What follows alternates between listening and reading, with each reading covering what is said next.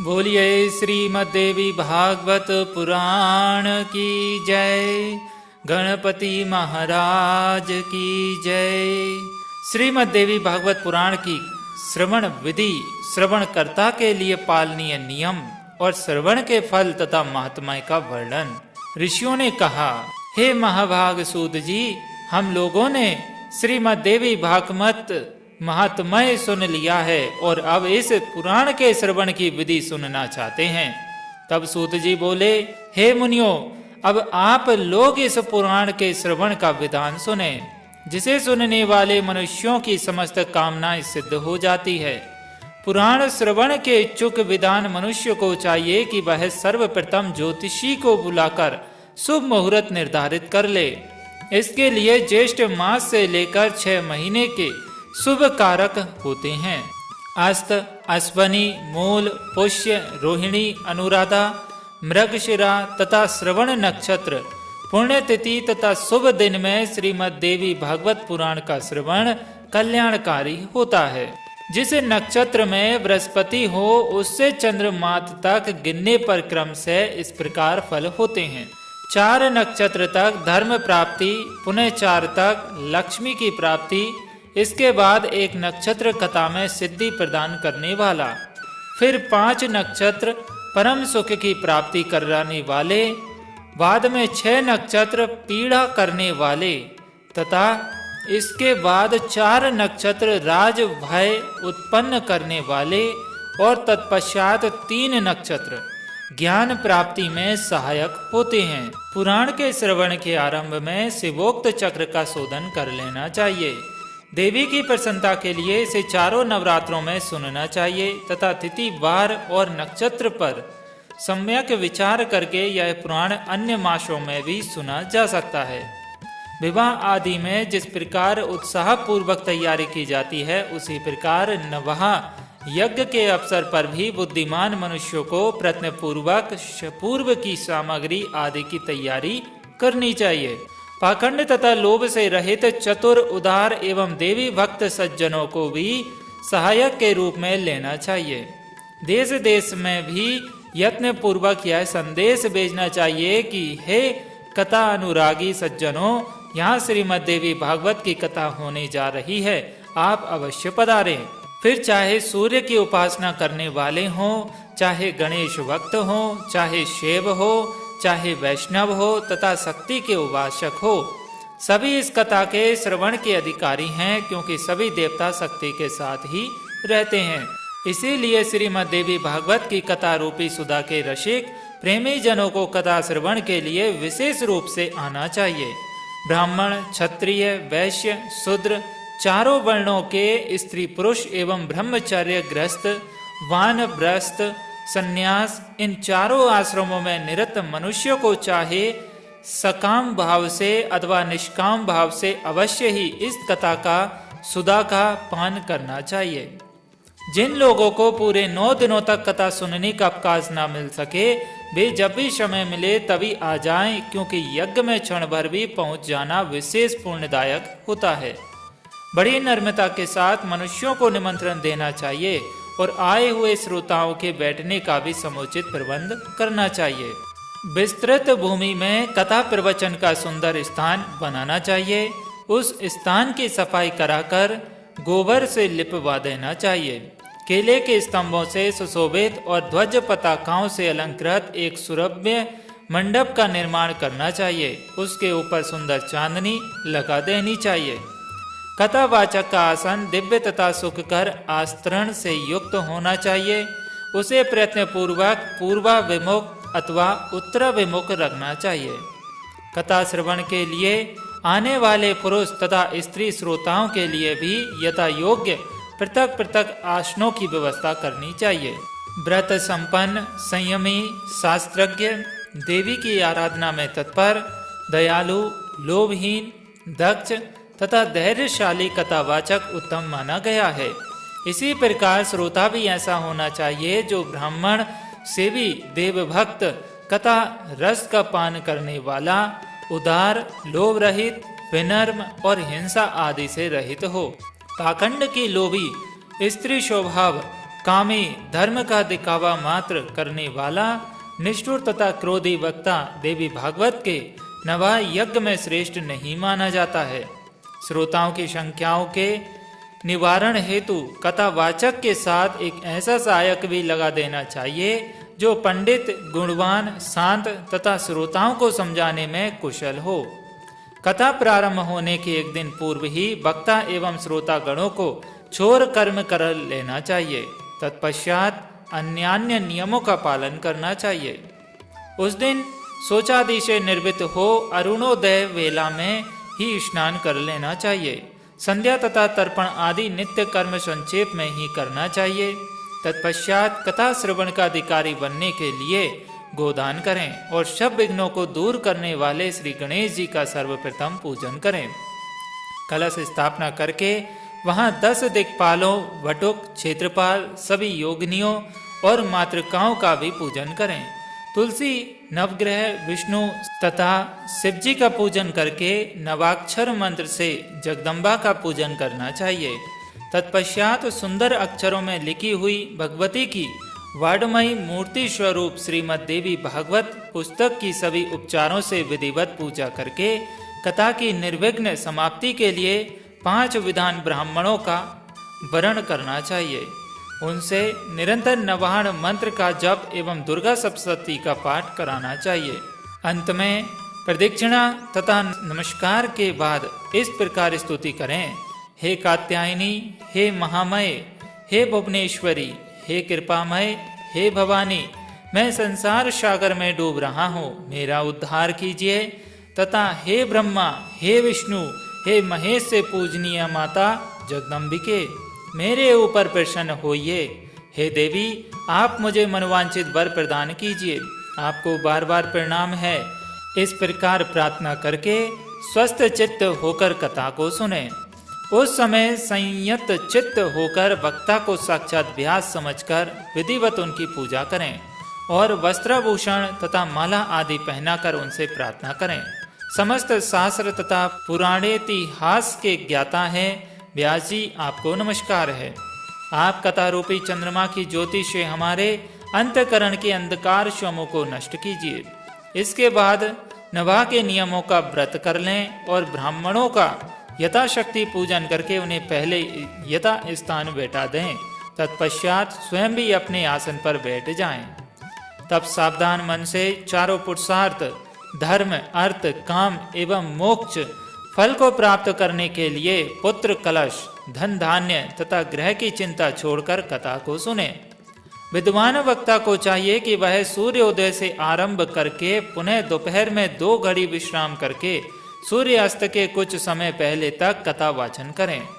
मल मूत्र के वेग को रोकने के लिए स्वल्पाहार उत्तम होता है। कथार्थी को दिन रात में केवल एक बार हविष्यान्न का भोजन करना ही ठीक रहता है, अथवा फलाहार करें या केवल दूध घी के आहार पर ही रहें। बुद्धिमान को चाहिए कि ऐसा आहार ग्रहण करें जिससे कथा में किसी भी प्रकार की बाधा न हो।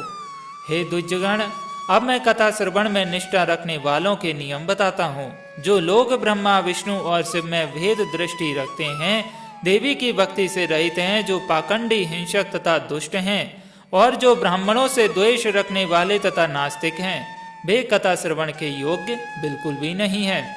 जो पर स्त्री, पराया धन, ब्राह्मण धन तथा देव संपत्ति के लिए हरण में लुप्त रहते हैं, उनका कथा श्रवण में अधिकार बिल्कुल भी नहीं है। श्रोता को चाहिए कि वह ब्रह्मचर्य का पालन करे, पृथ्वी पर सोए, सत्य बोले, जितेंद्रिय रहे तथा कथा की समाप्ति पर संयम पूर्वक पत्तल पर भोजन करे। वृत्ति को बैगन, बहेड़ा, कालिंद, तेल, दाल, मधु और जला हुआ बासी अथवा भाव दूषित अन्न का त्याग कर देना चाहिए। कथा सुनने वाला व्रती मांस, मशहूर, रजस्वला स्त्री का देखा हुआ खाद्यान्न, लहसुन, मूली, हींग, प्याज, गाजर, कोहड़ा और कर्मिका साग ना खाए। काम, क्रोध, मद, लोभ, पाखंड और अहंकार को बिल्कुल ही छोड़ दे। विप्रद्रोही, पतित, संस्कारहीन, चांडाल, यवन, अंत्यज्ञ, रजस्वला स्त्री और वेद विहीन मनुष्यों से कथा वृत्ति को वार्तालाप नहीं करना चाहिए। श्रोताओं को चाहिए कि वह वेद, गौ, गुरु, ब्राह्मण, स्त्री, राजा, महापुरुष, देवताओं और देव भक्तों की निंदा कभी ना सुने। जो कथावृत्ति हो उसे सर्वदा विनयशील, सरल चित्त, पवित्र, दयालु, कम बोलने वाला तथा उदार मन वाला होना चाहिए। श्वेत कुष्ठी, क्षयरोगी, अभागा, पापी, दरिद्र तथा संतानहीन मनुष्य इस कथा को भक्ति पूर्वक जरूर सुने।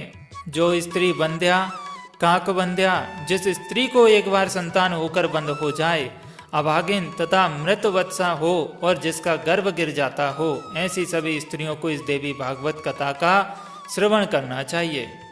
जो मनुष्य बिना परिश्रम के ही धर्म, अर्थ, काम और मोक्ष प्राप्त करना चाहता है, वह यत्न पूर्वक इस देवी भागवत की कथा का अवश्य सुने।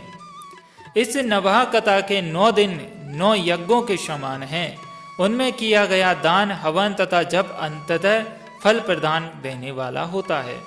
इस प्रकार नवहा व्रत करके उसका उद्यापन करना चाहिए।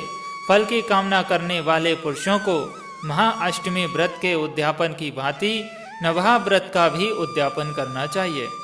निष्काम व्यक्ति कथा के श्रवण मात्र से पवित्र होकर मुक्ति पा जाते हैं, क्योंकि परा भगवती मनुष्यों को भोग और मोक्ष सब कुछ देने वाली है। पुस्तक और कथावाचक दोनों की प्रतिदिन पूजा करनी चाहिए और वक्ता द्वारा दिया हुआ प्रसाद भक्ति पूर्वक ग्रहण करना चाहिए। नवहा यज्ञ में जो श्रोता नित्य कुमारी कन्याओं को, सुहागिन स्त्रियों को तथा ब्राह्मणों को भोजन कराता तथा उनसे प्रार्थना करता है, तो उसकी कार्य सिद्धि अवश्य ही हो जाती है, इसमें संदेह नहीं है। सभी त्रुटियों की शांति के निमित्त कथा समाप्ति के दिन गायत्री सहस्त्र नाम अथवा विष्णु सहस्त्र नाम का पाठ करना चाहिए, जिनके स्मरण तथा नाम कीर्तन से जप, तप, यज्ञ, क्रिया आदि में न्यूनता समाप्त हो जाती है। उन विष्णु भगवान का नाम कीर्तन करना चाहिए।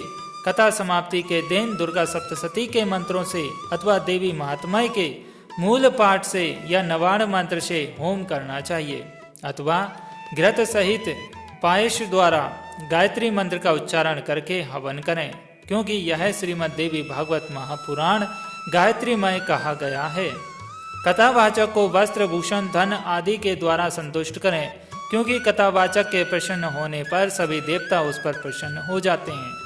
श्रद्धा पूर्वक ब्राह्मणों को भोजन कराएं और नानाविध दक्षिणाओं से उन्हें संतुष्ट करें, क्योंकि वे विप्र पृथ्वी पर देवता के स्वरूप हैं। उनके संतुष्ट होने पर वांछित फल प्राप्त होता है। सुहागिन स्त्रियों तथा कुंवारी कन्याओं को साक्षात देवी समझकर उन्हें भोजन कराएं और उन्हें दक्षिणा देकर अपने मनोरथ की सिद्धि के लिए प्रार्थना करें। सुवर्ण दूध देने वाली गौ, हाथी, घोड़े और भूमि का दान करना चाहिए, क्योंकि उसका अक्षय फल होता है। सुंदर अक्षरों में लिखी देवी भागवत की पुस्तक को रेशमी वस्त्र में लपेटकर उसे सुवर्ण निर्मित सिंहासन पर रखकर अष्टमी या नवमी तिथि को विधि पूर्वक कथावाचक को दान करना चाहिए। ऐसा करने से वह इस संसार में सभी सुखों को भोग कर अंत में दुर्लभ मोक्ष प्राप्त करता है। पुराण को जानने वाला वक्ता चाहे दरिद्र हो, दुर्बल हो, बालक हो, युवा हो अथवा वृद्ध हो, वह सर्वदा वंदनीय, पूज्य एवं मान्य होता है। यद्यपि संसार में जन्म अथवा गुण के कारण अनेक गुरु हैं, परंतु पुराण का ज्ञाता उन सब में श्रेष्ठ गुरु है। व्यास के आसन पर बैठा हुआ पौराणिक ब्राह्मण जब तक कथा समाप्त न हो जाए तब तक किसी को भी प्रणाम न करे। जो लोग इस दिव्य पौराणिक कथा को श्रद्धा रहित होकर सुनते हैं, उन दुख तथा दारिद्र्य युक्त मनुष्यों को कथा श्रवण का पूर्ण फल प्राप्त नहीं होता। जो लोग तांबूल, पुष्प आदि उपचारों से पुराण का पूजन किए बिना ही देवी की कथा सुनते हैं, वे दरिद्र होते हैं। और जो लोग कथा के बीच में ही उसे छोड़कर अन्यत्र चले जाते हैं, कुछ ही समय बाद उनकी संपदाएं एवं स्त्री आदि नष्ट हो जाती है। और जो अभिमान वश व्यास से ऊंचे स्थान पर बैठकर कथा सुनते हैं, वे नरक यातना भोग कर इस लोक में कौवे की योनि पाते हैं। जो बहुमूल्य आसन पर अथवा वीर आसन से बैठकर दिव्य कथा का श्रवण करते हैं, वे अर्जुन वृक्ष होते हैं। कथा होते समय जो लोग व्यर्थ तर्क वितर्क करते हैं, वे इस लोक में पहले गर्द गंधर्व योनि में, तत्पश्चात गिरगिट की योनि में जाते हैं। जो लोग पुराण जानने वालों की अथवा पाप नाशनी कथा की निंदा करते हैं, वे सैकड़ों जन्म तक दुष्ट कुत्ते होते हैं, इसमें संदेह नहीं है। जो लोग कथावाचक के बराबर आसन पर बैठकर कथा सुनते हैं, उन्हें गुरु के आसन पर बैठने का पाप लगता है और वे नरक में वास करते हैं। और जो लोग वक्ता को प्रणाम किए बिना ही कथा सुनने लगते हैं, वे जन्मांतर में विषैले वृक्ष होते हैं। इसी प्रकार जो लोग लेटे लेटे तथा कथा सुनते हैं, वे अजगर सांप की योनि पाते हैं। जो मनुष्य कभी भी पुराण की कथा नहीं सुनते, वे घोर नरक भोग कर बनेले शुअर की योनि में जाते हैं। जो सट मनुष्य कथा का अनुमोदन नहीं करते, अभी तो उसमें विघ्न डाला करते हैं, वे करोड़ों वर्षों तक नरक यातना भोग कर अंत में ग्राम शूकर होते हैं। और जो लोग पुराण वेदताओं के आसन, पात्र, द्रव्य, फल, वस्त्र तथा कंबल प्रदान करते हैं, वे भगवान के परम पद को प्राप्त करते हैं। और जो मनुष्य पुराण पुस्तक के लिए नवीन रेशमी वस्त्र तथा सुंदर सूत्र का दान करते हैं, वे सुखी रहते हैं। सभी पुराणों के सुनने से जो फल प्राप्त होता है, उससे 100 गुना पुण्य श्रीमद् देवी भागवत पुराण के श्रवण से होता है। जिस प्रकार नदियों में गंगा श्रेष्ठ है, देवताओं में शिव, काव्यों में वाल्मीकि रामायण तथा तेजस्वियों में भगवान सूर्य श्रेष्ठ हैं, और जैसे आनंद देने वालों में चंद्रमा, शवधनों में सूर्यास्त, क्षमाशीलों में पृथ्वी, गंभीरता में समुद्र, मंत्रों में गायत्री तथा पाप नाश के उपायों में भगवत स्मरण श्रेष्ठ है, उसी प्रकार 18 पुराणों में यह श्रीमद् देवी भागवत पुराण सर्वश्रेष्ठ है। जिस किसी भी उपाय से यदि कोई मनुष्य इस महापुराण की 9 आवृत्तियां सुन ले, तो उसके फल का वर्णन नहीं किया जा सकता, वह तो जीवन मुक्त ही हो जाता है। किसी शत्रु राजा से वह होने पर, महामारी के समय, अकाल पड़ने पर तथा राष्ट्रभंग के अवसर पर उसकी शांति के लिए ही यह पुराण सुनना चाहिए। हे विप्रों, भूत प्रेतादि के शमन के लिए, शत्रु से राज्य प्राप्त करने के लिए और पुत्र प्राप्ति के लिए श्रीमद् देवी भागवत का श्रवण करना चाहिए। जो देवी भागवत के आधे श्लोक या चौथा श्लोक को भी प्रतिदिन सुनता या पढ़ता है, वह परम गति को प्राप्त होता है। स्वयं भगवती जगदम्बा ने इस पुराण को सर्वप्रथम केवल आधे श्लोक में ही प्रकाशित किया, वही बाद में शिष्य प्रशियों के द्वारा देवी भागवत के रूप में विस्तृत कर लिया गया। गायत्री से बढ़कर न कोई धर्म है, न तप है, न कोई देवता है, न कोई मंत्र है। भगवती अपना गुणगान करने वाली की रक्षा करती है, इसी कारण से उन्हें गायत्री कहा जाता है। वे भगवती गायत्री इस पुराण में अपने रहस्यों सहित विराजती है, और अतः भगवती को प्रसन्न करने वाले इस देवी भागवत की 16वीं कला के समान भी अन्य महापुराण नहीं हो सकते। श्रीमद् देवी भागवत पुराण अत्यंत निर्मल है, जो ब्राह्मणों का अमूल्य धन है, और जिसमें स्वयं धर्मपुत्र नारायण ने पवित्र धर्म का वर्णन किया है। इसमें श्री गायत्री देवी का रहस्य एवं मणिद्वीप का सम्यक वर्णन किया गया है। साथ ही इसमें हिमालय के प्रति स्वयं भगवती द्वारा कही गई देवी गीता विद्यमान है। इस कारण हे विप्रो, इस महापुराण के सदृश दूसरा कोई उत्तम पुराण लोक में नहीं है। अतः आप लोग सदा इस श्रीमद् देवी भागवत का भली भांति सेवन करें, जिनके संपूर्ण प्रभाव को ब्रह्मा, विष्णु, शिव तथा भगवान शेष भी भली भांति नहीं जान सकते, जबकि उन्हीं के अंशज भी हैं। तब दूसरे देवता उन्हें कैसे जान सकेंगे। उन भगवती जगदम्बिका को मेरा निरंतर प्रणाम है, जिनके चरण कमलों की धूलि पाकर ब्रह्मा समस्त संसार की रचना करते हैं, भगवान विष्णु निरंतर पालन करते हैं और रुद्र संहार करते हैं। दूसरे किसी उपाय से वे अपना अपना कार्य करने में समर्थ नहीं हो सकते। ऐसी उन भगवती जगदम्बिका को मेरा सत सत प्रणाम है। अमृत सागर के तट पर कल्प वृक्ष की वाटिका से सुशोभित मणि दीप में स्थित बहुवर्ण चित्रित चिंता मणिमय भवन में तथा परम शिव के हृदय में विराजमान रहने वाली और मंद मंद मुस्कान युक्त मुखमंडल वाली जगदम्बा का ध्यान करके मनुष्य सांसारिक सुखों का उपभोग करता है और अंत में निश्चय ही मोक्ष प्राप्त करता है। इस प्रकार ब्रह्मा, विष्णु, शिव, इंद्र आदि देवताओं एवं समस्त महर्षियों द्वारा पूजित मणि द्वीप निवासिनी वे भगवती संसार का कल्याण करती है। बोलिए इति श्री स्कंद पुराणे मानस खंडे श्रीमद् देवी भागवत महात्म्य देवी भागवत श्रवण विधि वर्णनम नाम पंचम अध्यायः। समाप्तमिदं श्रीमद्देवी भागवतं महात्म्ये। बोलिए अम्बे माई की जय। तो यहाँ पर श्रीमद्देवी भागवत पुराण का ये पंचम अध्याय संपन्न होता है। अब आगे की कथा में हम श्रीमद्देवी भागवत पुराण के पूर्वार्ध के प्रथम स्कंद के प्रथम अध्याय का श्रवण और वाचन करेंगे। यदि आपके लिए इस कथा के श्रवण और वाचन करने में आनंद आया हो और आपको धर्म की अनुभूति हुई है, यदि आप भी धर्म से जुड़े हुए हैं, सनातन धर्म को मानते हैं, वैदिक ग्रंथों को मानते हैं, तो एक बार कमेंट बॉक्स में श्रीमद्देवी भागवत की जय या जय माता दी जय माई की जरूर लिखें, ताकि माता की कृपा आपके ऊपर हमेशा बरसती रहे। तो चलिए मिलते हैं अगली वीडियो में, तब तक के लिए हमें दीजिए इजाजत। अपना ख्याल रखें। जय माता दी।